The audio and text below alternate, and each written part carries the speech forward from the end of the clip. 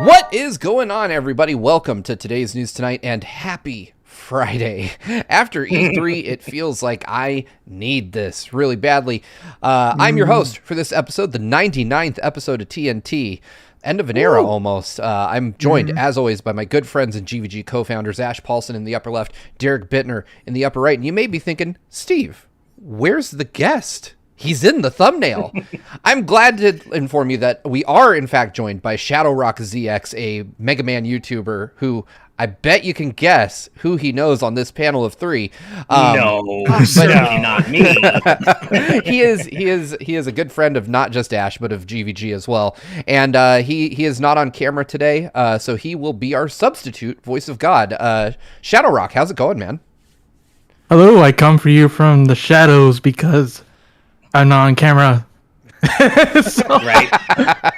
Anyone If Brandon wasn't God, I always figured it was a Mega Man. It's like, it figures. Yeah. Yep. Shadow, I wanted so badly. Like, I've been wanting to have you on forever, and I kept waiting for the right time with some big Mega Man news. But that news still hasn't come, and I'm like, you know what? We got Castlevania today. We got Metroid today, and those two are the next best things to Mega Man news. So I figured, you know what? Let's get you on the show already, man. Thank you. Similarly, I wanted to be on for a Mega Man segment, but I was didn't want to impose or anything like that. Oh no, man! I've been wanting to have you on for a while, so we're glad to have you here now, man. Yeah, it is never an imposition. You're always welcome on the show. Unfortunately, Capcom let E3 come and go without any mention of the Blue Bomber whatsoever. I mean, the most E3 coverage Mega Man got was Ash wearing the helmet. Yeah, exactly. Yeah, Ash brought it. Mm-hmm. Yeah, but I did warn people not to get their expectations set too high. You know, Capcom did say from the beginning, "Here's what we're showing. It's all games you know about." So I exactly. That's okay. Yeah, 100% knew they were going to announce anything. They said straight up, we're going to do Monster Hunter, we're going to do Resident Evil, and Ace Attorney. Which I'm glad they gave Ace Attorney some love. I love the Ace Attorney series. But I didn't expect anything beyond that, and that's exactly what we got. I can't even be mad about it. I mean, right. I was kind of hoping for the one more thing, kind of like what we got with Square Enix, but... Same. Yeah. Whenever I think about Mega Man news not being announced, for me, it's like I always think about that scene with Angela in Silent Hill 2, everything on fire around her, and her saying, "For me, it's always like this." And I think any Mega Man fan knows. It pretty much is always like that. I mean, I think there's a few fandoms that know that feeling quite well. Oh, definitely. Yeah, for sure. Absolutely. For sure. I just, I feel like the smart move for Capcom, since we are, with the two biggest Mega Man fans I know, I think the smart move for Capcom would have been to just skip E3.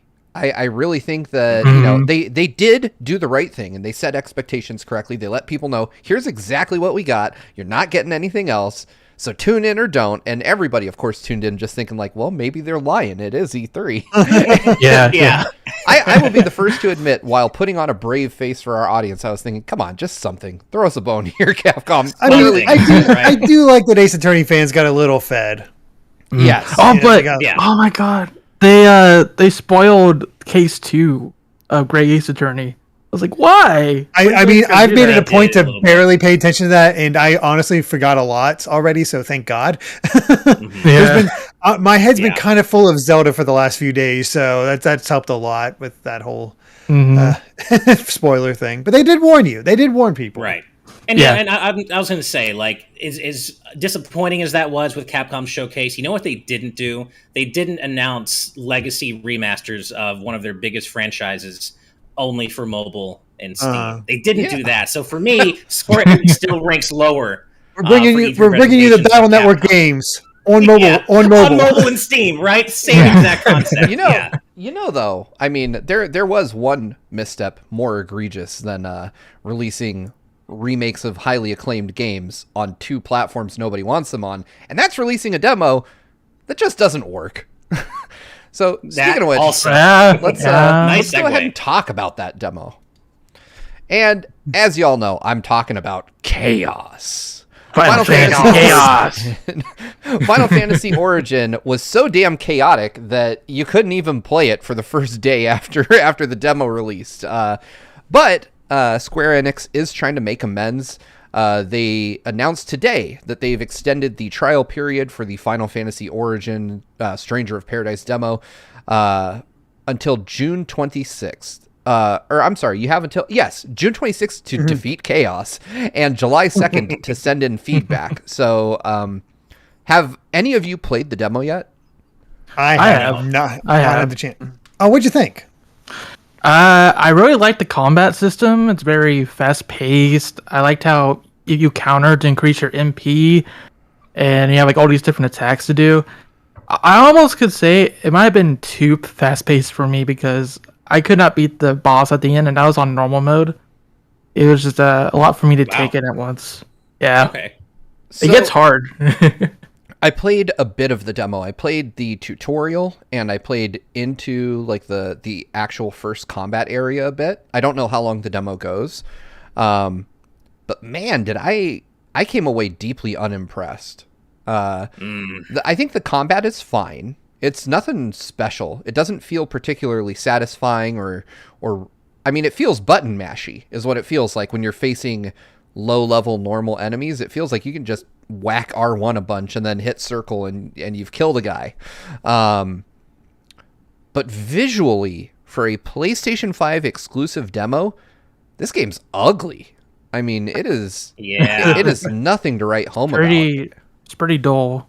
Yeah, that's kind of the impression I got when I saw it during Square Enix's presentation. Like, nothing I saw of this game during that presentation got me excited. Yeah. And I was hoping maybe I'd feel differently about the demo, but it sounds like I won't. I'm still going to check it out. I'm not going to ignore it. I'm going to play it. I absolutely recommend everyone try it. I wanted to stream it, but it was broken, and then by the time I was free, it was available. I had other crap to do. There's a lot of other stuff to get done. I definitely recommend it. I think it's worth talking about. The thing I noticed, though, right away, and it's particularly egregious coming off of the last PS5 game I played being Ratchet and Clank, but I played this and I was just like, wow, like this, the visuals look decidedly last gen in my opinion. It looks like maybe the issue why it didn't work is that they uploaded the PlayStation 4 version of the demo or something, and then they're just like, crap, we have to reconvert it to a PS5 binary, because it looks like it was not designed for PS5 at all. It is weird that it is PS5 exclusive. It is weird, because it takes zero advantage of the system. No haptics, nothing interesting going on with the DualSense. That is true. Visuals are muted and dull and very PS4-ish in appearance. I would say, and the one thing I would say the most egregious thing that I noticed about this demo is that it uses like that mid-aughts muted color palette that so many games were famous for having. It's dreary, and I get that that's an artistic. Yeah, it's got the piss filter. It feels like it's definitely an artistic choice, but I don't think it's the right one. I mean, looking at this key art they have with all the red all around, what is the name, Jack? Like, this reminds me a lot of DMC Dante. Right? Yeah, I got that vibe too.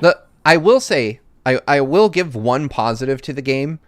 You get out of that Abercrombie-looking outfit real quick, like within moments. You can you get something that completely changes the main character's visual appearance to be more in line with the world he's in within like the first 30 seconds. And I'm like, oh, okay, well. Don't know why you did all the key art with this outfit then, but more power to you, I guess. Yeah. Just to show it's that funny, thing. Oh, go ahead, Derek. I was just going to say, it sounds like it's like based on Final Fantasy 1, but it's not connected to Final Fantasy 1. I think I saw something recently come out about that, which is why then? I mean, it's cool that you get to fight Garland. He looks cool. It's awesome. I hear it's a challenging fight, but again, I haven't. Heck yeah, it is. But the fact that he doesn't say anything about knocking any of them down is such a missed opportunity, man. Come on. It's what he does. He knocks you all down. And it's funny. People talk about how, sometimes they want to see Square Enix rein it in with their character designs and their aesthetics, right? Like, especially Nomura's designs. But then you get these characters, and I'm like, no, I kind of would rather Square keep doing what they do best and going hyper anime, wild hairstyles, because it's just something they're really specifically good at. And then when you get characters like this, I'm just like... no appeal to me. I gotta say, and I don't want to go too far into. I mean, this isn't really a spoiler, but having played Intergrade again, or, having played Intergrade over the weekend and spent some time with that, as well as Intermission. And I know, Ash, you'll know where I'm going because I know you finished Intermission. Yes. But some of the wilder anime-ass haircuts that you can see in these games definitely start to look a little weird when you lean closer to the photorealism end of things visually. Sure. Like some of the characters I saw, and I was just reminded of them, like Cloud, you're like, okay, kind of iconic, weird, yellow Goku-ish hair. But you start to get more into the wilder characters in Final Fantasy VII, and you're like, maybe you should have left that on the PSP, or maybe you should have left that back on the PS1. Right. Maybe a redesign would have I'm been going to okay guess here. Vice is your the target. Yeah, I assume you're talking about Vice and Nero. Yeah. Vice and Nero, yeah. I was like, I didn't miss you guys. I have not had a chance to play it all, so we'll see. Maybe I'll take this weekend before I jump into the Metroid stuff. It is definitely worth it. I feel like we are going to have one of the best discussions we've ever had on GVG about Intermission. Oh boy, I'm excited. Oh my god, I still need to play that. It is mind blowing in terms of just from a lore perspective. It will blow your shit out completely. I promise. Is it easy to access that Vice and that new content within the main game itself? Yes. So it is. You have to finish it first, though. You beat Intermission, which I have a save file that does. It's a VR mission, right? Yeah, it's a VR mission. You have to after finish you beat Intermission. Yeah. Okay. Yeah. But Intermission is 3 hours. It's very short. Yeah, it is very short. So you can power through Intermission in one sitting, and then you have the Vice content unlocked after that. And okay, cool. Yeah, it is definitely interesting. But without going into spoiler territory whatsoever, there's hours of discussion to be had about Intermission. Oh yeah, especially the very end. And we will probably talk about Intermission longer than it takes to beat Intermission. Oh my! Yeah. Really? Yeah. There's so much. How long is it? It's like 3 hours. Yeah, if you're crit pathing, it's like 3 hours. I spent closer to 5.5 hours to 6 because I was trying to do everything. That's gonna be me. And I still didn't do everything. Like basically, if you do everything, I'd say it's even a little longer than that, depending on how good you are at Fort Condor. But I took my time, explored, and I got about 5.5, 6 hours out of it. But if you crit path it, I think it is like 3 hours. Yeah, cool. Yeah, definitely.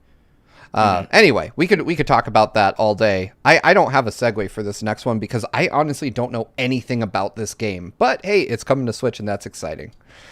And that game is Pokémon Unite, the MOBA that I forgot existed until today. Same. I forgot about Pokemon I love, MOBA. I knew it existed, but did not expect it coming to the Switch. That's new. That is encouraging to me. The idea that Pokemon Unite is coming to the Switch before mobile gives me hopes that the game is not your typical mobile fare, is what I guess I could say about it.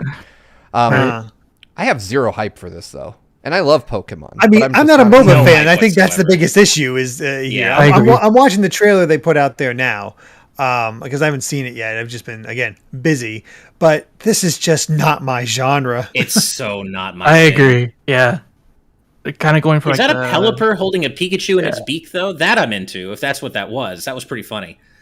But, I mean, I don't know. I've watched high-level MOBA play, and it just does nothing for me. I'm like, I don't understand this. This doesn't work for me. I would love to see... Yeah.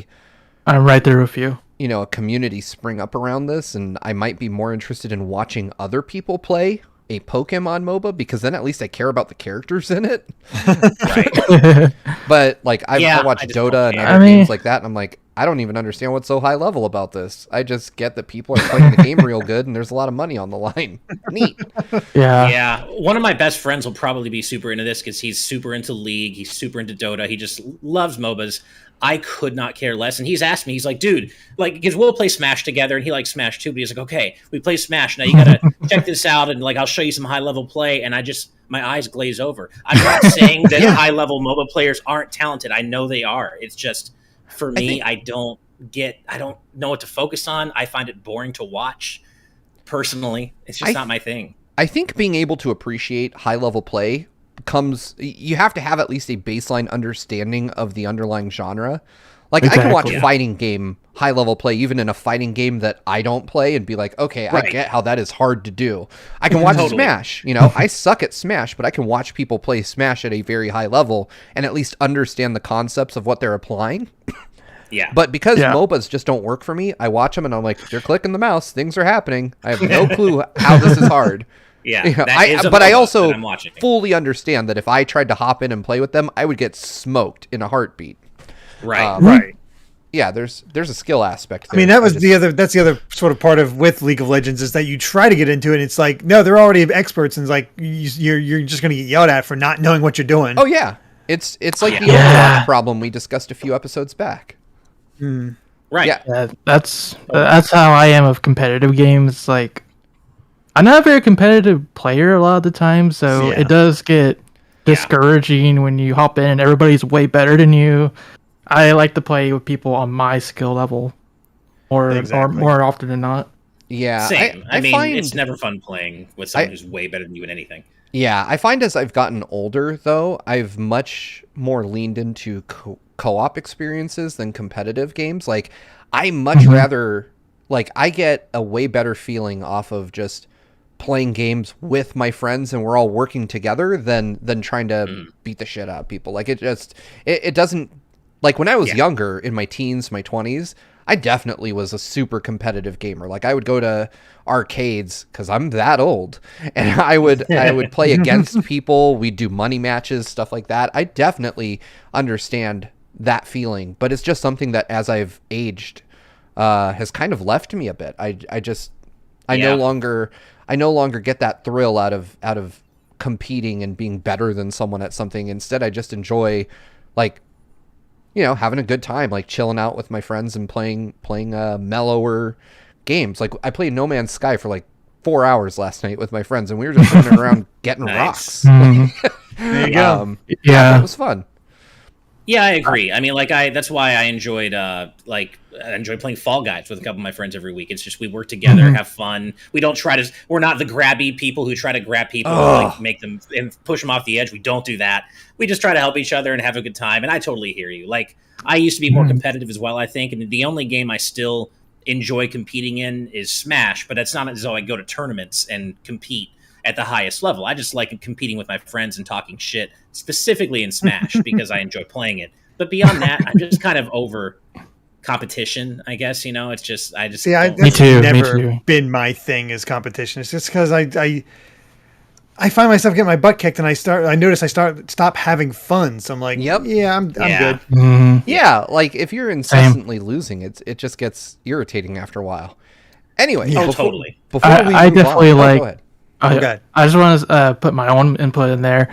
That's why I like games like Splatoon. It's because even though it's still competitive, you're working with 3 other people, and it's a really big team effort to win. Yep. I'm also liked. I don't mean to bring Mega Man to everything, but Rockman X is probably the best thing that came out of that mobile game that came out recently. Rockman X Dive is it has a co-op mode where you can play with friends, and that's actually a first for the Mega Man series. I really enjoyed that mode. Bring it to Steam, Capcom. We know the Steam files. See, that just makes me think of when we played 30XX together, Ash, and I really want to do that again. Oh, that's so much fun! That was really I played the X character, you played the Zero character, and it was a lot of fun, Derek. Yeah, that was cool. It's like, we need to play that. When's that coming out? Because I would totally do a co-review with you on that. Me too. That would be so much fun. I don't know if they've really talked about the release date since then. Yeah, it's probably a ways off.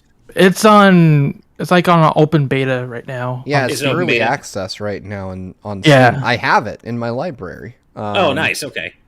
Same. And I downloaded it in February. It says PS4, Switch, and Xbox One are still upcoming. Okay. Yeah, there's that's probably the more finished version. Recently released, like a few weeks ago.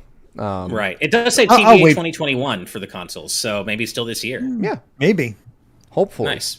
Anyway, before we move on to our next story, and I'm really excited about this next story, but anyway, we have several super chats and donations. V2 Omega with a $10 donation. No comment, just a donation. Thank you so much. We definitely appreciate that. That is Awesome.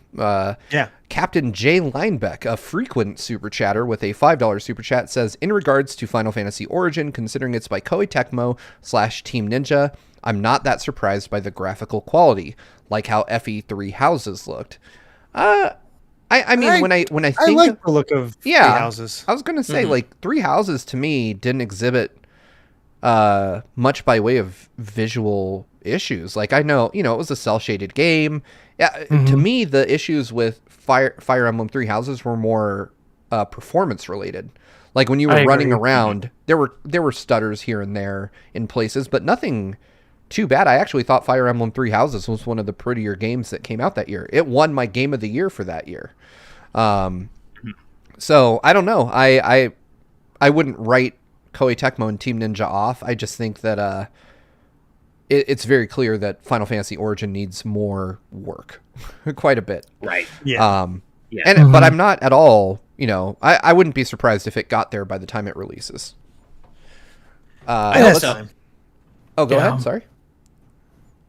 Me? No, I'm good. I just said I hope so. Oh, I hope sorry. Yeah, me too. I would just say I'm not a fan of the trend that's been going on for the last decade of all these gritty, dark-looking games where you got to turn up the brightness a bunch just to see where the heck you're going. Yep, agreed with that. I greatly dislike having to crank my TV's brightness just to see. Like, and every game these days has you calibrate brightness before you start, and it's still never done. Right. Yeah, it's true.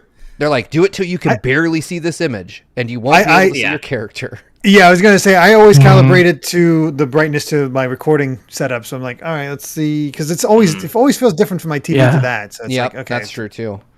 Right. Moving on, Grantles with a $5 super chat says, hey all, currently playing Banjo. Wow, I just realized like saying hey all in that upbeat tone. I was like, oh, Scott's here. Anyway, hey all, currently playing Banjo Tooie, and I'm currently on the worst world, Grunty Industries. Also, tomorrow's my 20th birthday. Well, happy birthday. Well, happy birthday. Nice. You're a great supporter of the channel. It's always a pleasure to read your super chats, and I hope you have an awesome birthday tomorrow. Nice to have it following a Saturday too. Yeah. Enjoy that day off, hopefully. Yeah, hopefully you've got the day off. School's out for summer in every place that I know of, so if you're in school, hopefully you're out. But if you're working, hopefully you've got the day off and you can relax and have a good time and hopefully get past Grunty Industries. I'm not a Banjo Tooie person, so I don't know. I'm not familiar. It's about midway through, but it's just a little level. Yeah, it's very similar looking, so it gets easy to get sort of. Gotcha. Yeah. Moving forward, Alan Wilkinson with a £2 donation says, so Digimon Unite win? Look, I will be the first to admit Pokemon Unite's not grabbing me. I would ricochet off of Digimon Unite like a bullet. Yeah. Where is Digimon Survive? What happened to it?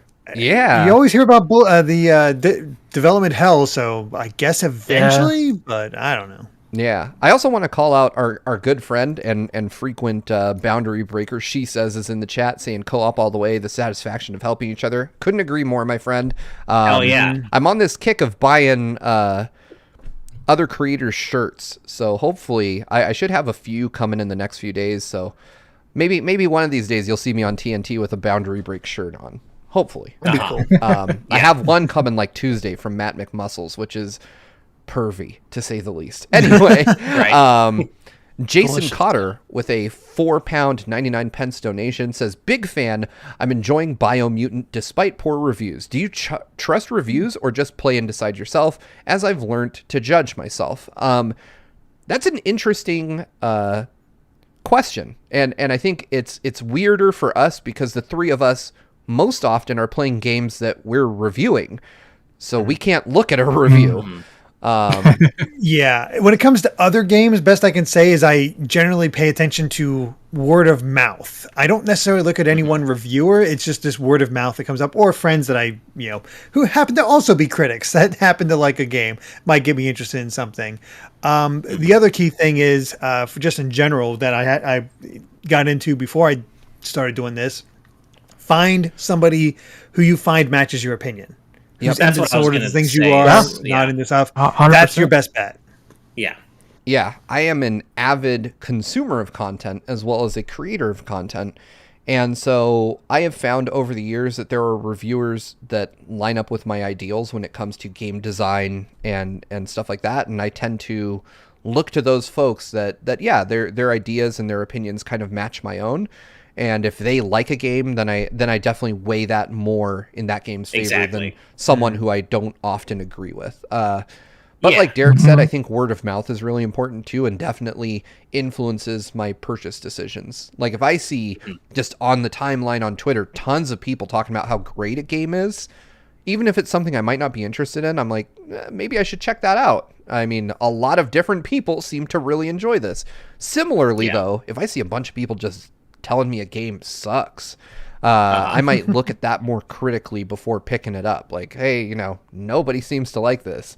Is that I think it also helps too that like I think it also helps too that like at least in my case I don't have a whole lot of time unfortunately to break out of what I would already normally play and try new games that I would have to rely on word of mouth for. So as much as I would like to be able to do that, I don't really have time to most of the time. So I'm usually playing this. I usually have what I want to play planned out months in advance, right? Because I'm immersed in gaming coverage. I know what's coming. I know what I want to play. I know what I don't really care about as much. I wish I had more time to branch out. And when I do weigh the opinions of critics I know share my tastes more heavily than I do others.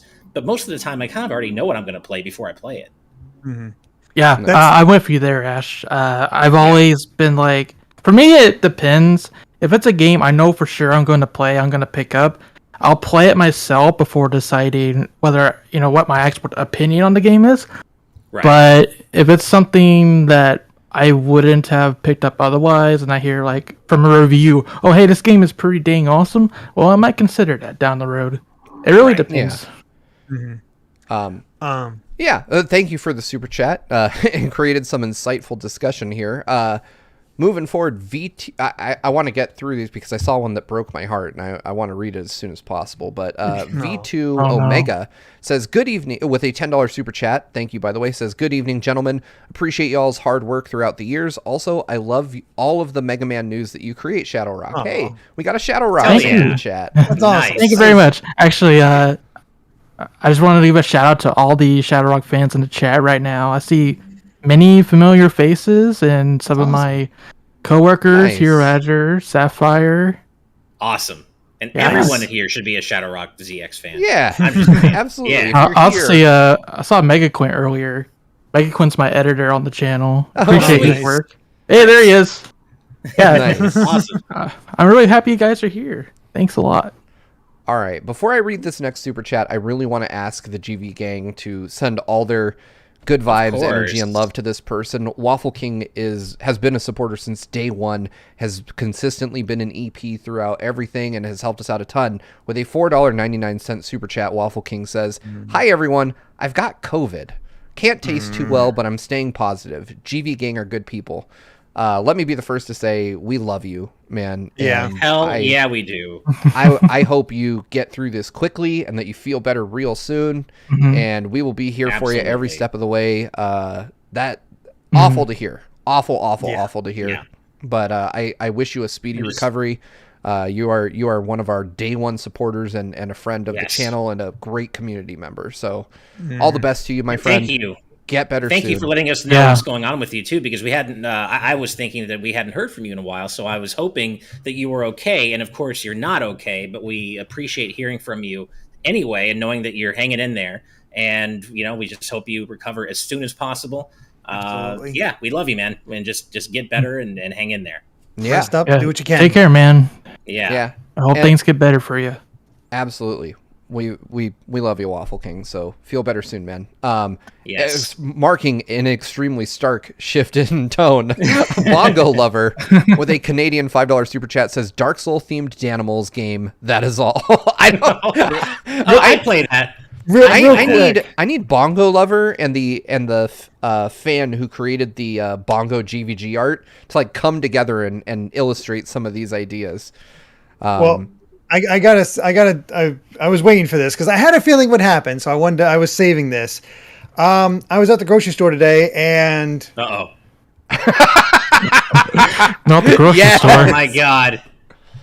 So we're gonna What? try out this Danimal Smoothie Strawberry. It's the cheapest one they had there. Oh So man, Derek has the pinky extended. yeah, I love it. got to be fancy about this. It's Bongo. You got to be fancy. It does have the Sonic promotion on it, so not sponsored by Danimals. So there you go. Hashtag not an ad. The hell? Drum roll. Well, it's definitely not sponsored. I mean, it tastes like yogurt, but it tastes like liquefied yogurt. Like there's no consistency. Like it's all just fluid. Oh, that's gross. That doesn't sound like any kind of yogurt. I mean, it's supposed to be a smoothie, but it's a little too smoothie. Yeah, a little too. Yeah, a little too. All right. Well, we've got a bunch of news to cover, so I'm going to get through these last couple super chats. Derek, thanks for taking one for the team. I'm sure Bongo Lover deeply appreciates your commitment to this bit. But, does he play DK bongos though? Does he? That's a good question. All right, Black Ninja with a $2 super chat says the question is it hey y'all or hey all? I'm convinced that our good friend Scott says hey all, but when I was first like becoming a fan of his channel, I was convinced it was hey y'all. But I've learned that it is hey all. Honestly, don't ask me where I learned that. Where you're from too. I mean, if you're from the South, it probably is hey y'all for a lot of people. But Howdy y'all. Colloquially, like I just use it because it's fun to say casually. I'm not from the South. I don't know. Hey y'all, it just sounds funny. But I do think it is hey all. Otherwise, yeah. Mm-hmm. Meanwhile, I'm actually from the South, so there you go. There you go. Yeah. So for our esteemed guest, it is hey y'all. All right. Yeah. Megu Minton with a €2 donation says, why does Square Enix always release poor demos? Do they? Well, Trials of Mana wasn't great, but Trials of Mana also wasn't great to begin with, but... Wait, what? I like Trials of Mana was great. I liked it. The remake, you mean? Yeah. No, it was great, man. I mean, I thought so anyway. Yeah. I watched Amy try it today, and that did not go well for her. That voice acting and everything is just not. I really liked it. I will agree with our YouTube chat. Dragon Quest XI's demo kicked ass. Dragon Quest XI's demo was like one of the best demos ever. Octopath Traveler had a great demo, from what I recall. Although Project that was a meaty demo. A terrible demo. I've not tried that. Right. It is dry. It is really dry. So I would say 50-50. Yeah. I would say they have a mixed record with demos, but I don't think it's always bad, but I also don't think it's always good. Anyway, thank you so much for the super chat. It's incredibly generous. Finally, so we can get back to the news, Rob Arman with a $5 donation with a truly stomach-turning idea. GVG in a Danimal bath win. Look, I'm not going to do the foolish thing and utter a number. I'm just going to tell you that sounds gross. Also, like it may lead to an infection. Anyway, with that said, at least one. Yeah, at least one infection. This next story, which I'm going to throw up on screen now, really excited me because I was this sure that it wasn't coming. And that is that the Xbox Controller Design Lab is back, baby. And I know I'm probably the only one that cares about this story, but I called this in our pre-E3 predictions for Xbox. I was saying, you know what? It's summer. It's about the time they said it would come back. I just got the timing wrong. Instead of doing it at their proper E3 presser, they did it at that weird, like, post show that they did. And we know a thing or two about post shows here at GVG. They didn't show a single cursed video. Nobody talked about any spicy shit, but I guess they did throw some shade on a fellow content creator, which, all right, that's post-show material. I'll give you that, Microsoft. But I'm really just excited about this because I love making tacky controllers that no one would market. And now I can make a Series X one. And I will say they're cheaper by like $20 than they used to be. Oh, nice. Oh, that's somehow nice. It's that's just a $10 premium on top of the regular controller price. Always good. It used to be $30 more than a regular pad. So I will be making a few tacky controllers, and I'll probably show them off here on the channel because if I'm going to spend $70, I guess I may as well unbox the shit. Right. Let your kids design some. Ooh, they're honestly really cool, though. Like, I love what you can make. And I thought that about the previous iteration of the Xbox Design Lab controllers, too. And I love this. I think it's really neat that they even offer it. Yeah, absolutely. Man. I wanted to do a ShadowRock theme controller, like purple, red, black. It looked so good, but God, it's expensive. Right. Yeah. I mean, don't know, they're definitely expensive controllers, but I mean, if the controller's already $60, an extra $10 just to get it exactly how you want it to look, to me, that's a minimal surcharge to pay. Yeah, I might do it one day. Yeah, I'll be doing it soon. Probably today I'll order it, but they're like a month backlogged, so we won't get it till the end of July. Oh, wow. Yeah, so... You need to talk to Evernight and have him design a GVG-based one. I was thinking about that, like maybe like navy blue and orange or something, or something to that effect. I don't have the color association to pull that thing off, so it's like, leave it to somebody else. Yeah, so if you hear me Evernight, if you want to go to that lab and show us what a GVG controller looks like, I'll definitely be interested. Old of you to assume I haven't already been thinking about one. Ooh. Hey, did we lose? Sorry, everybody. Oh, okay. Yeah. I was like, I'm Discord suddenly just, monster. Yeah, no, Discord just crashed on me randomly out of nowhere, but I am back. So, all right. Welcome back. You just need to get on camera. Yeah, because right now I'm taking up half of your space, and my mouth is like split between two windows. Derek's got half a head. I didn't need it anyway. The Lovecraftian nightmare is over. Anyway, so yeah, cool. Not a lot to talk about here. I think it's cool that they brought it back. I was very hopeful that they would, and I technically was right that they did it at E3, kinda, sorta. But for every objectively good thing that happens in gaming, one crappy thing has to happen. That's just how we keep things balanced real here. Quick before that, you're right. Just a balance, because we got Danimals, and now we got Loyal Dingo with a $5 donation just saying Baja Blast. So there's a combination for you. Isn't that only available That drink at is Taco amazing. Bell? Yeah, it is. That's my wife's favorite drink. That's why I know really? that. I do not. I have like not Mountain been to Dew. Taco Bell in a while, so. Although I will tell you, I Yeah. will be bringing a drink review to GVG because there is a vibe flavor of Mountain Dew, and I feel like we have to review something that tastes like vibes. I don't know what that even means. Oh boy. I will find it and I will drink it. You can only get it at a sandwich shop here in Arizona. I have no idea how they have an exclusive flavor of Mountain Dew at a sandwich shop that, as far as I know, only exists here in Arizona, but it's yellow, which means it could be pee, but I'll drink it for you guys. Anyway, Black Ninja with a $2 super chat says, Danimals themed custom Xbox controller, please. I feel like we're going to have to get a partnership with D-Brand to make that happen. I mean, I didn't have the best first impression of their stuff, so it might be in trouble, but. Yeah, exactly. They're like, you drank it and you grimaced. Of course we'll sponsor you. Anyway, all right. So, talking about that sucky thing that happened, let me get that up on screen here. And that is that Facebook is going to start just inserting ads into Oculus games. So it's not enough that you buy the headset for a few $100. Right. You have to have a Facebook account. Damn it, man. They are literally beaming ads directly into your retinas now. They're gonna I don't know all of how this works, but their excuse is that it is to create a self-sustaining ecosystem, which is a little weird because the Oculus has been around for half a decade. I feel like if you weren't able to sustain yourself, you might have folded before 5 years went by. God, if I had dropped the money on one of these things and then mid ownership started having these ads beamed to me, I'd be pissed.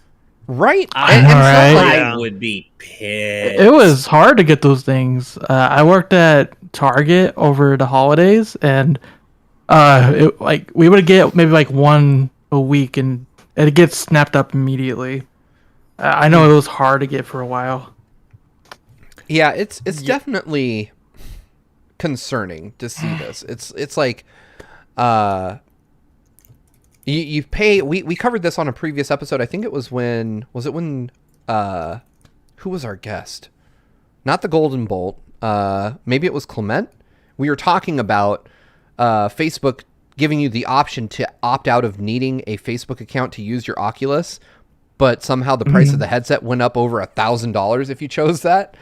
And they said the monetization model was that, they collect your data or something, and that's how they can afford to make it $300. Oh yeah, because these are personalized ads as well, and yeah. So I mean, they're even trying to coax developers into doing it because hey, you'll earn a portion of the revenue. Yeah, this is just objectively terrible. Facebook is doing everything they can to make VR sound awful. I do not want personalized targeted ads in games that I bought. You have to buy Oculus games. They're not free. Exactly. And the headset sure isn't free. That is a head scratcher. Yeah. Like I could swallow it if it was headset is stupid cheap, like $100, and all the games are free. And it's ad supported that way. I could at least understand it. I could wrap my head around it. But when you're talking about spending $300 for the headset and then, $20, $30, $40 each game, how do you need ads to support this? I don't understand. There are some really weird things in this article, by the way, the more I read it. So there's an option to click on the ad and save the link for later, because that's what you always do with ads. It's like, oh, I'm interested in this, but I'm playing right now. And Facebook. So this test is for flat ads that would look at home on any website, but Facebook says it's also exploring new ad formats that are unique to VR. Now all I'm thinking is freaking Futurama, where ads pop up in Fry's dream and just you can't escape it. It's like, oh god, this is some dystopian shit though. Like having ads beam directly into your VR headset. That's a step too far for me. I know, like some of the sports games started doing ads, but yeah, just imagine playing a console game. All of a sudden, we interrupt your gameplay for Taco Bell or something. Yeah. Well, as Monty Willinga in our chat says, if it's Danimals ads, that's different. Well, yes, obviously. Morks just said the same thing. Be like, Bongo, you cheeky monkey, get out of here. I'll drink your nightmare yogurt later. I just... What is Facebook thinking? Like, any reasonable person in the room should be like, yes, hi, me, people hate this.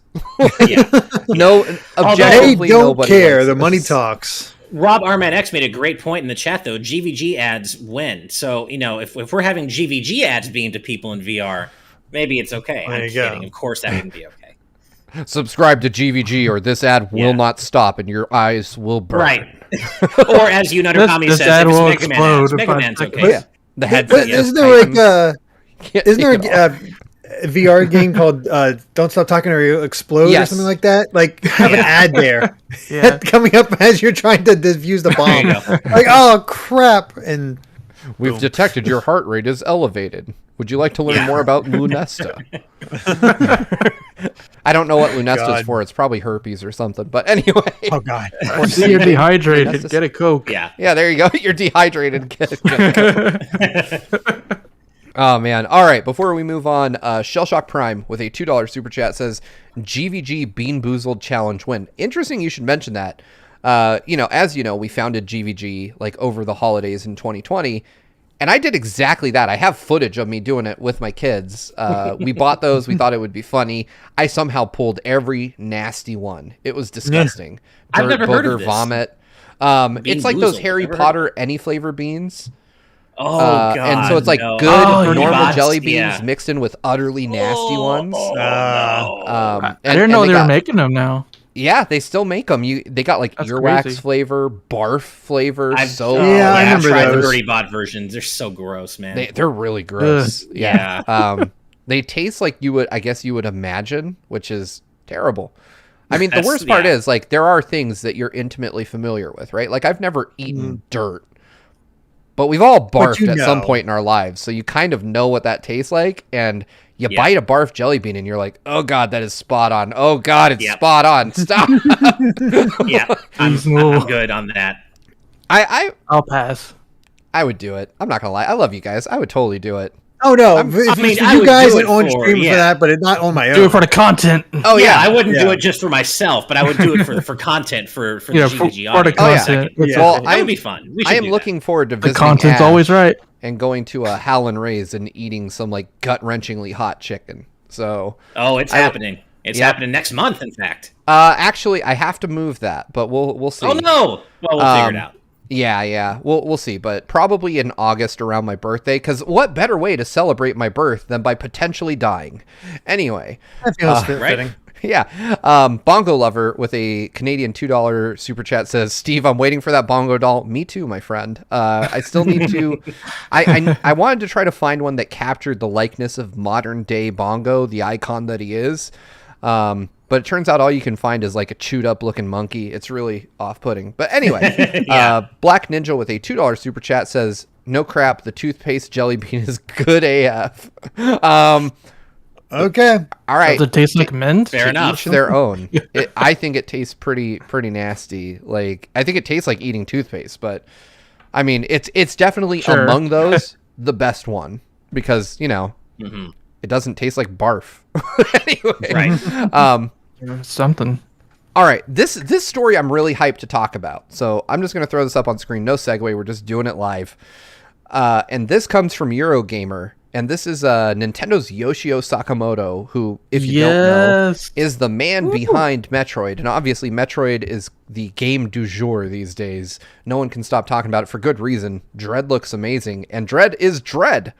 It's Dread. Yeah, it's unbelievable that we live in a timeline where Metroid 5 and Dread are the same thing, and we're getting them in less than 90 days. And they exist! After over 15 years, and after I know, right? Written it off. That's just what a cool story. I'm never. This is like Nintendo's Mega Man Legends 3 moment. Is what it kind of is. Yeah, it totally is. And I am thrilled by that. But Yoshio Sakamoto allayed some of my personal fears in this statement given to Eurogamer. Basically, he says, what I can say up front is that Samus's adventure will continue. How will it continue? Well, first things first. I believe that if and when you clear Dread, you will have a clear idea. Beyond that, we will continue to work hard so we can meet expectations and keep surprising you guys with exciting gameplay experiences. In regards to my plans, I hope to take on new challenges and really feel a sense of relief in having achieved this much. So, Samus is going nowhere. I mean, we all kind of expected that. Yeah, that's right. But the end of the arc, it was surprising because I felt with Fusion they found a way to just keep calling it Metroid even if they don't have any Metroids in it because Samus is part Metroid now. Right. So true. There you go. Problem solved. And maybe that'll continue to be how they derive the name Metroid. It'll still be Samus after the events of all 5 games thus far, and it'll still be who she is with everything that has happened to her, having part Metroid DNA. But perhaps that DNA is, she uses that, utilizes that to fight some other galactic threat going forward, right? And that's where the Metroid name comes. Who knows? It's a really good question. Do they keep the Metroid name even? I feel like you do because the brand recognition is strong. Either that or you is which is more brand, which has bigger brand recognition. I think that's the big kind of the focus is do you keep calling it Metroid or do you switch the name focus to Samus? See, that's a good question because I feel like a lot of folks don't know necessarily Metroid, but because of Smash, know Samus. They know Samus. Exactly. Right. I mean, then again, there's why doesn't Metroid crawl? True. There is that too. And we're still going to have, Metroid Prime 4 coming out sometime long after Dread does, which is the weirdest thing to even say, that sentence. But it's still going to be called Metroid Prime 4. So I don't know if they want to diverge their brand like that necessarily. Yeah, I think the idea of them continuing 2D and 3D Metroids from this point is a really exciting idea because both have their place. That's a great point. Like, how cool is that? After so many years where Metroid fans basically got scraps, if anything, other than Samus Returns. Oh my god! Not only are we getting Metroid Dread resurrected after 15 years, but Sakamoto's already talking about plans for Metroid 6 sequels. Yeah, seriously. How cool is it to be a Metroid fan right now after so many years of nothing? I love it. I have been Capcom, take notes. I've been starving for 2D Metroid, man. Yeah. It's like Samus Returns came out. I did didn't do that well because the 3DS was on its way out already, but I was really hoping 2D Metroid would make a comeback, and here it is. So hyped. Yeah, this is probably the biggest surprise I think I've ever seen from Nintendo. I can't think of a time where they did something so unexpected before. It's wild. In a good way.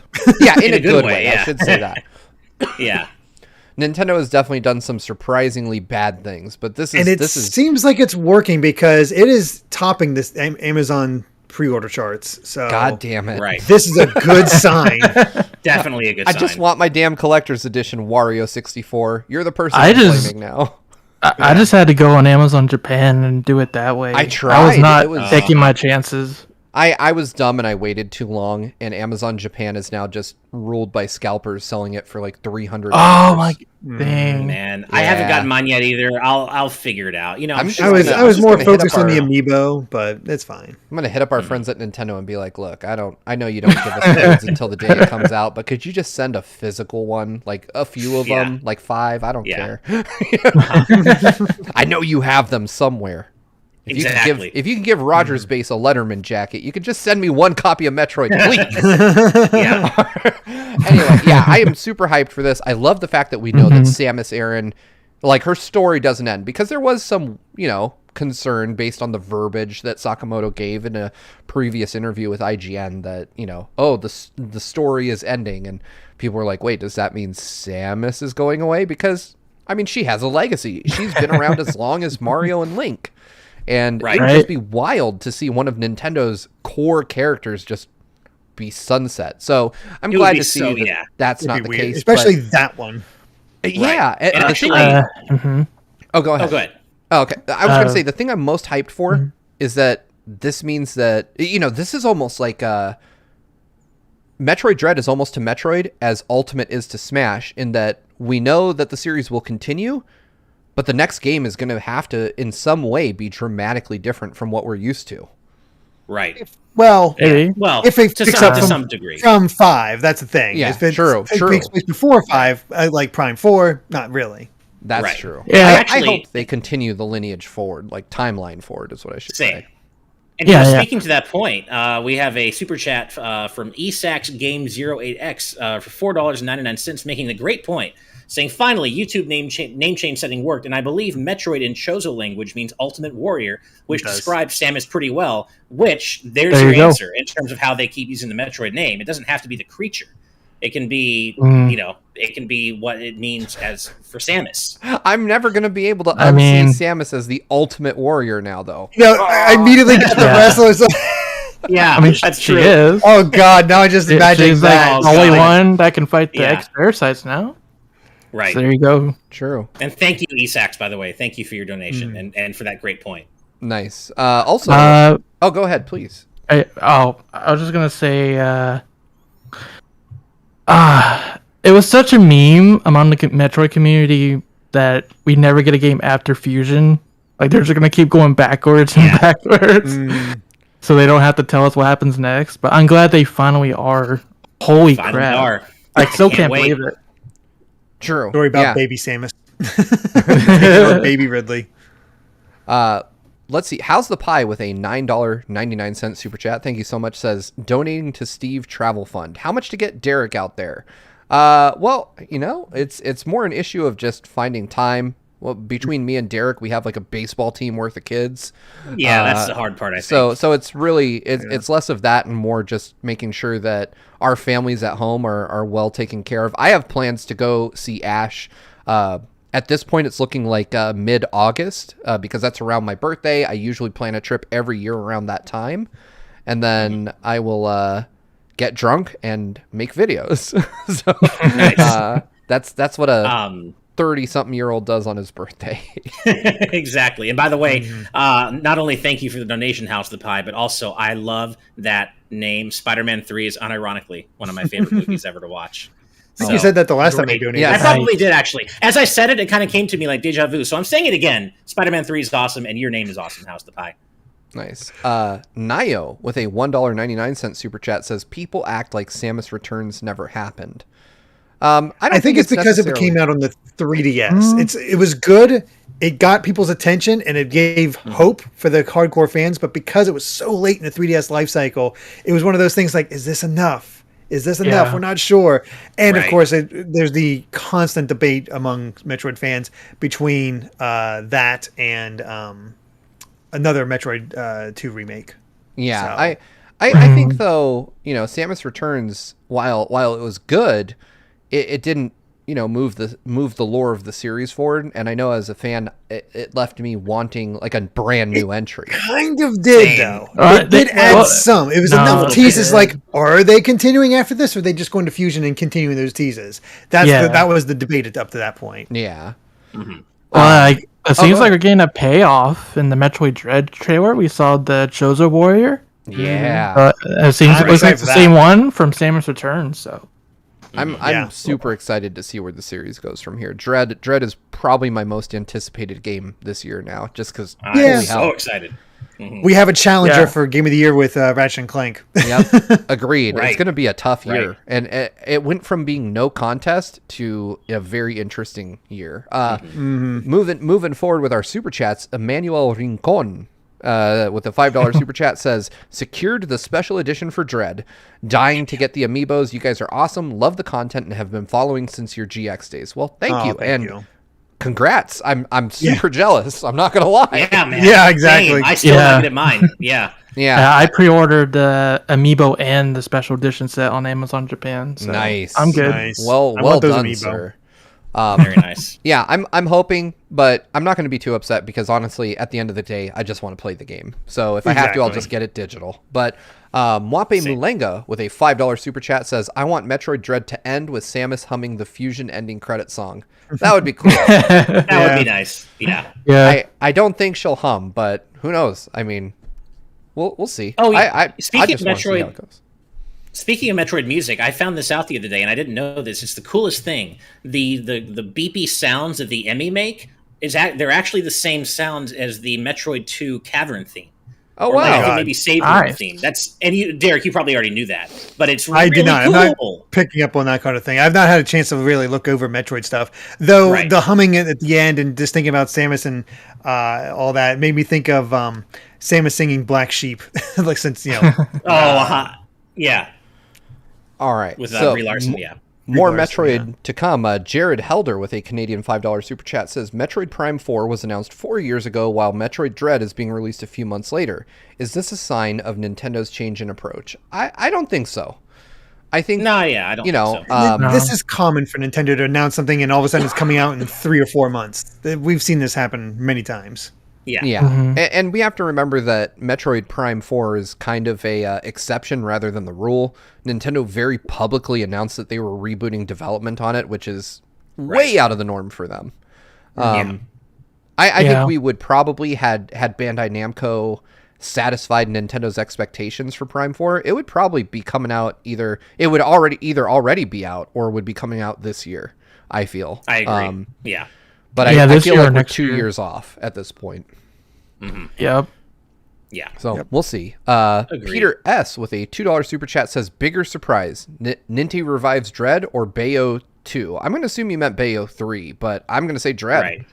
Dread, easily. The fact that Nintendo saved 100%. Bayonetta. Yeah. Oh, yeah. There was, that's like the idea. And it's the context is a bit different. We have no reason to believe that Bayo 3 isn't still coming. Was it announced too early? Probably. Yeah, I would say it was. But there's no reason to think it's not happening. For it to equal Dread, like Bayo 3 would have to be not heard of for like the next 15 or 10 years and then suddenly get announced again. I don't think they're talking Bayo 3. I think they're talking Bayo 2 and the fact that we never thought we'd get a sequel, and of all things we got a sequel from Nintendo. Yeah. I see what you mean. Yeah. That is kind of, those are kind of equal. Because you have something that was it was seemingly canceled, but it's close. Yeah, it's close. That's fair. Dread had been rumored for such a long time. We just never thought we'd ever get it, and I was hoping for Metroid 5 this year from E3, but I didn't think it was actually going to happen. That was a pipe dream for me. Yeah, right? I feel like Bayonetta 2. Let me display my age here for a moment. But I feel like Bayonetta 2 for me is the modern day equivalent of Mortal Kombat 2 having blood on the SNES. I remember being like, whoa, what the hell? Like, Nintendo allows gore in their games now? What? And being really surprised. It was definitely a move I didn't expect, a very left field thing to do. But I would still give it to Dread just because Nintendo denied the existence of Dread, then confirmed it, then canceled it, and then brought it back and made it the canonical sequel to the main storyline that has been ignored for, over a decade. So 19 years. Yeah, it's wild. To me, it's just, to me, it's closer to Nintendo's Final Fantasy VII Remake moment or Mega Man Legends 3 or Shenmue 3, taking something that has long been ignored and just bringing it back out of nowhere. It's funny you bring up Shenmue 3 because it's a similar thing where apparently they kept the same story concept from 15 years ago all the way to now. That's wild in itself. Yeah. Yep. Yeah. And you brought up Legends 3, like Mega Man Legends 3. We already actually technically had that moment with Mega Man Legends 3 where they did re-announce it, and we're like, oh my god, this is actually happening. And then they fucking took it away from us again. So if they actually do bring it back again... Wait, the concept's there. Levels of hype. There was a demo ready to go. There was a demo that God, man, I can't believe that we didn't get that demo. That stings more than anything because that demo was done somewhere. That game was a system seller for the 3DS for me. I was like getting ready to buy a 3DS when it was announced. But either way. God, Trigger has to be so bored up there on the moon by now. Good Lord, get him off the moon! Well, at least he has a Donut Cafe or whatever it was in RE3. There you go. Right. All right. So, Bongo Lover, real quick, with a Canadian $2 super chat, says Sonic's cool monkey rival has joined EP Squad. Hey, Bongo Lover, welcome to the EP Squad. Congratulations. Just in time, by the way, too, because we have our first EP community stream of the month tomorrow. We're going to be playing Fall Guys and Use Your Words. So perfect timing. Damn right. All right. Well, Derek, this is like your month, my friend. I mean, this next story is for you. And this comes to us courtesy of Nibel on Twitter, good friend of the channel, although he hasn't been on here yet. We'll have to fix that someday. But basically, the Castlevania Advance Collection has been rated in Australia. The name seemingly implying that the games behind Derek are going to be re-released. Yeah, I don't have a physical version of Circle of the Moon, but yeah. That said, this is a good sign. I would love if the DS games were included with it as well, because generally those three are stronger than these three, but you're still in for some amazing, high-quality games with Circle of the Moon, Harmony of Dissonance, and especially Aria of Sorrow. Aria of Sorrow is up there as one of the best Castlevania games in general. Amazing. I would argue maybe that Harmony of Dissonance is just okay. Oh yeah, I mean that's the thing. That's the thing. They were figuring things out with both Circle of the Moon and Harmony of Dissonance. Like Circle of the Moon was one of them doing their own thing with a different team, and that's why it's kind of non-canon to the whole thing. But and Harmony of Dissonance was like, okay, kind of correcting, trying to figure out. I have a soft spot for it because it was my first GBA Castlevania, so I appreciate it. But I understand that Aria of Sorrow is better. Great story, great end to it. And that's the one. Good stuff. But the hope is, if we're getting this Advanced Collection, maybe we'll get the DS Collection, because on the whole, there's not a whole lot that is required of the DS to shift the DS games, because Dawn of Sorrow is the one who uses it most, and there's a mode even within Dawn of Sorrow using Julius where you don't have to use the seals. So just bring that over and boom, you're set. And getting rid of the seals will make it better anyway. So. Right. Yeah, I'll be interested to see how this plays out. I know that my brother, he's much more of a Castlevania fan than I am. I'm like the bandwagon fan that played Symphony of the Night. And I'm like, I love Castlevania, and then never played anything else. Well, these play like those, so that's good. That's more along your line. Yeah. He mentioned that to me, but he particularly is fond of the DS games. I remember very specific. I worked at GameStop at the time, and he always made sure that I, brought those home for him when they came out. So, I mean, I've seen, I think that's the most hours he ever logged on his DS was playing those games. And then he just put the damn thing away. I mean, all three of them are great, to be honest. Like, even Portrait of Ruin, the weakest one, is still a great game. I would put Portrait of Ruin ahead of Dawn of Sorrow, I'll be honest. Yeah, I mean, I've seen that take better art, better story. Right. Really cool. They found a way to really change up the locations. Some of the music in there is fantastic. Oh, so good. It is up there. The way it answered, man, I love that song. Yeah, the way they answer why the Belmont, like after Richter, the Belmonts don't really show up a lot is amazing, and I didn't realize that until I did my Castlevania playthrough. But the other thing is, Order of Ecclesia, in my opinion, is the best Castlevania of the entire series. Oh wow, just the best one. Wow. So getting that ported and off the DS, great.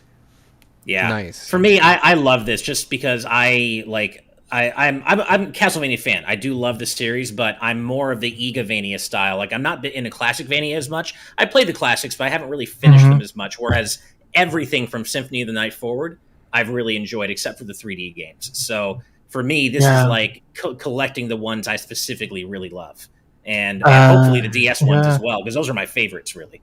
I think but just to throw it out there for people interested in Castlevania, the initial collection is like on sale right now. So like I think it's like super cheap, like $5-10. So. Yeah, and there's a By collector. the way, I did not give a spoiler. I said no spoilers. Yep, Limited Run Games is having a collector's edition, which looks pretty dope. I've seen it unboxed. I mean, Castlevania is not really, early Castlevania is not my jam, but I saw that and I was like, damn, that looks really cool. Yeah, Limited Run goes all out with their collector's editions. I just got the Blaster Master Zero one recently. God, nice. It's so good. Oh man, nice. That's coming out next month. Blaster Master 03. I'm so excited. I've got the Limited Run No More Heroes 1 and 2 collection coming in the next couple of days, actually. They said it should ship out like in 3 days. Anyway, we are running low on time, so I'm going to boot us over to this next story. This sucks. That's all I'm going to say. Yeah. Power to the players, I guess. GameStop has decided that if you want to get your hands on a PS5, the best way to do it is to subscribe to their Pro membership to get early access to pre-orders. That's so fucked, man. This is yeah. I mean, they're so abundant now. It's easy to get a PS5. Didn't you know? I am a Pro member. I mean, in one hand, it is a smart business move. It is. Yeah, I mean, it is a brilliant business move. Well, on the other hand, this is the key to just screwing over your customers or just customers in general. And this is just like reason number 8,560. I know, right? Do not shop at GameStop if I can. Whenever I can help it, I don't. I stay far clear of GameStops. And they're still just doing the bundles. Yeah, that's the other thing. That's the thing. Just the bundles. Good lord. Like $700-800 bundles for the console. They're like, but you get like Ratchet someone and 3 controllers you don't want, and a copy of Madden 22. Yeah. The bundle looks like they're going through now is Ratchet and Clank, Spider-Man, good stuff, and then Destruction All Stars. Which man, that game was free for like 4 months. Yeah, every bundle has Destruction All Stars. That's how much they're trying to get rid of stock. Wow. Content. So, some people are bringing up the fact that it has helped deter bots, and that's true. We can't look the other way. It's helped deter bots and scalpers. But there is that still, aspect. It just seems so scummy. It really does. It's hard to defend. Yeah. And to be fair, this isn't all GameStop. Some of the blame does deserve to be laid at Sony's feet for just not making these things more available for people. Although I do understand there are manufacturing practical limits. Chip shortages, Yeah, like I get that. But man, Sony could be making these things more available too, presumably.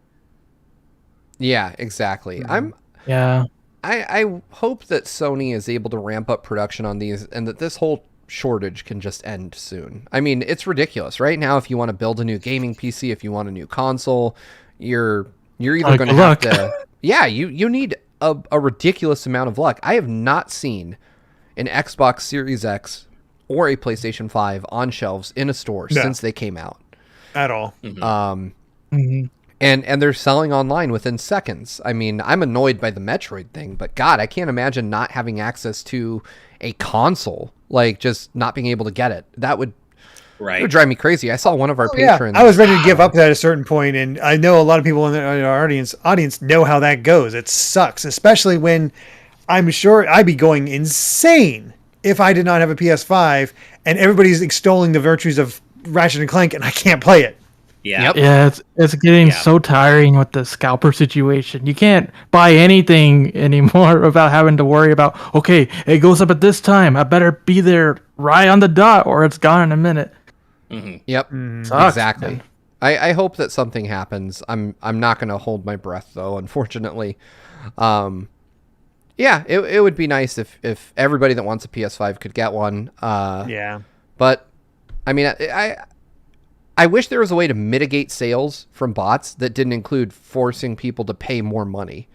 That seems like a really shitty way to do it. Like, I mean, I know that other YouTubers have created systems that supposedly are unbeatable by bots and stuff like that, but I mean, there's not enough stock to go around to begin with. Anyway, the last thing I want to do is end this show on a sad note. So I'm going to put something on the screen that makes me happy. Yeah, I saw this. I'm like, I got to show this to Steve. Hell yeah. And I'm so glad you did.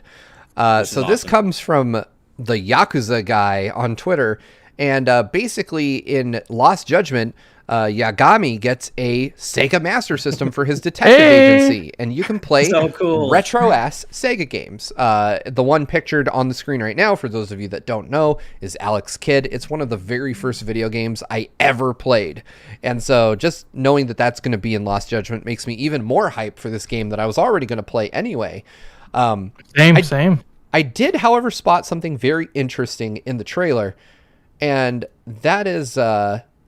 that I watched the trailer and they specifically refer to the console as the SEGA Master System.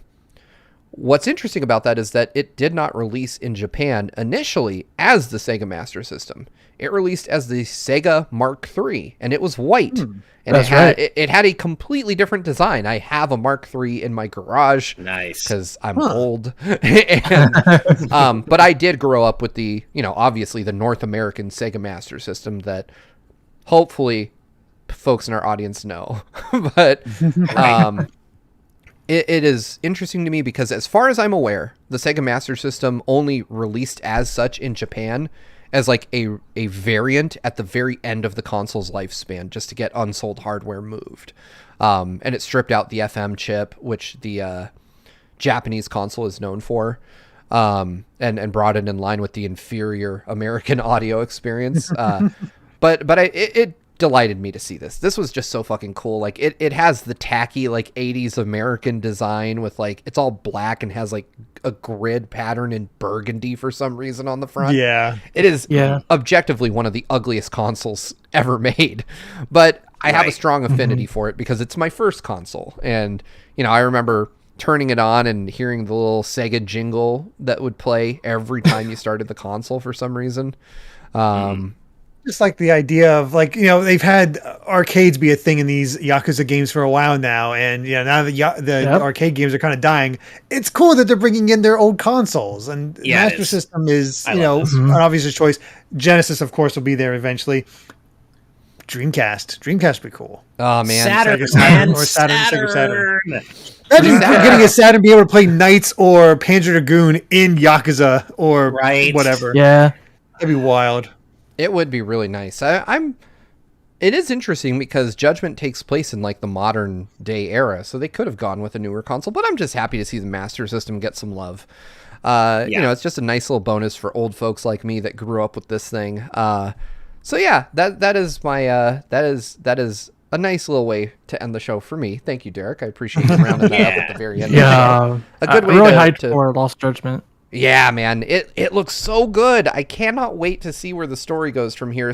But I feel like I need to finish Like a Dragon before because you go to Yokohama and Lost Judgment. Right. Yeah, right now I still need to get back to that after finishing Rift Apart. I'm playing through all the Yakuza games right now, like 1 through 6 and then 7. And I also beat Judgment. And I said before, I'm a big Ace Attorney fan, and it kind of combined those elements with Yakuza, which is already amazing. Just makes an awesome combination. I can't wait to play Lost Judgment. That's awesome. Yeah, that would be cool. For you, Narukami, asking in our chat, Lost Judgment will have a dub. Judgment did as well. They got a wonderfully talented group of English voice actors to do it, and it's got dual audio, Anyway, that wraps up all the news for today. But before we sign off, my friend, where can we find you? I'm tired. Yeah, Shad, let us know where our amazing audience can find you, man. And all amazing Mega Man and platformer coverage. Find me on YouTube at ShadowRockZX. I do Mega Man news and Mega Man gameplay. I also cover Inti Creates games like Blaster Master Zero we mentioned earlier. Woo! Hype! Yeah. And you can also find me on Twitter at ShadowRockX. I couldn't use ZX because someone took that handle already. We know that too well. Yeah. GVG official. Right. But, man. Thanks for having me, guys. It was a real pleasure. Thank you, man. Would love to have you back when some real Mega Man news actually drops. Heck yeah. Yeah, next time there's a Mega Man announcement, we got to have you on. But yeah, thank you so much. If you're not subscribed to Shadow Rock, please go do that. It would mean the world, not just to him, but to us as well. And Steve, before you get to the outro really quick, I just want to hype up something regarding our next episode on Monday. Two things, actually. Three things. First of all, it's episode 100. How is it already? Episode. It's going to be episode 100 on Monday. That's incredible. And this is just a serendipitous occasion, but it turns out that our very good friend Greg Miller of Kind of Funny is joining us for episode 100 on Monday, which is awesome. So Greg is amazing. He's hilarious. Great guy. Come join us for that. He's going to be an amazing guest. I know it. Also, our incredibly generous GVG community member, Rob Arman X, has actually seen fit for the occasion to buy 2 codes for Mario and Rabbids and the season pass, 2 codes each, to give away to 2 GVG community members on the show. So we're going to be doing something with the live audience chat where we give away 2 codes for Mario and Rabbids and the season pass in the live audience chat. And Steve, I know you can tell our amazing audience where they can get into this live audience goodness via our Patreon. But I just wanted to go ahead and hype that up. So look forward to that. And thank you, Rob Arman X. That's right. Yeah. Thank you. I did not know that. So that's amazing. Yeah, me either. Come back Monday for episode 100. Greg Miller, free games. I mean, what more could you want? Exactly. Anyway, like I said, that brings us to the end of today's news.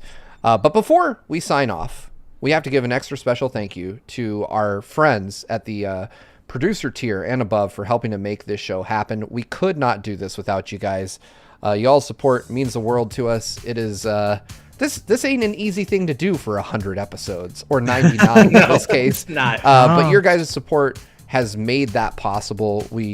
There are days where I feel like I can't possibly do this, and then I remember all y'all are waiting for us.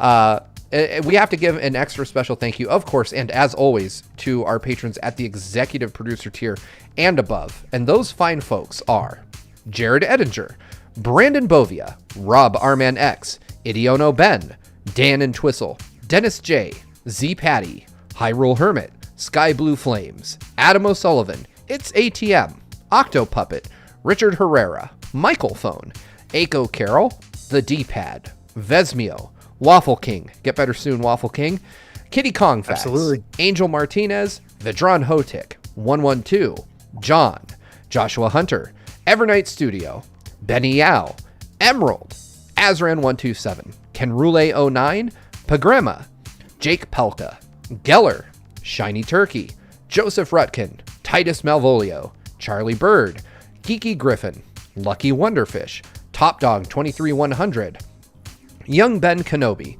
Doug Shamix, Andrew Medeiros, Orem M, Sakuragi, Becca, Rocks the Cat, Fizzywig Hoyd, Crit Monker, The Legend of Groose, Eddie B, Kayed, Kit Fisto, West Egg, Deaneth, Coda, Michael McCaw, Matthew Wong, Goron Amber, Straightlace, Hoobie, Wolf X Blake, Moon Macarons, Ascaron 809, Kane, Captain Finlandia, 60 Minutes and 60 Seconds, Christopher Masterson, Spicy Pandaughter, The Game Orb, Dano the Artist, Ravelox, Synchro Lord, Brainchild, My Mom, Hi Mom, Kotar Peck, Scuff196, Skull Kid Tiger, AJB Cool, Blizzica, Jason Uloa, Jaden Buck, Phantom Project, Darik, Jeff Ed, Ray Clausen Jr., Nathan the Voice Actor, Mega Conrad, Hulkamaniac,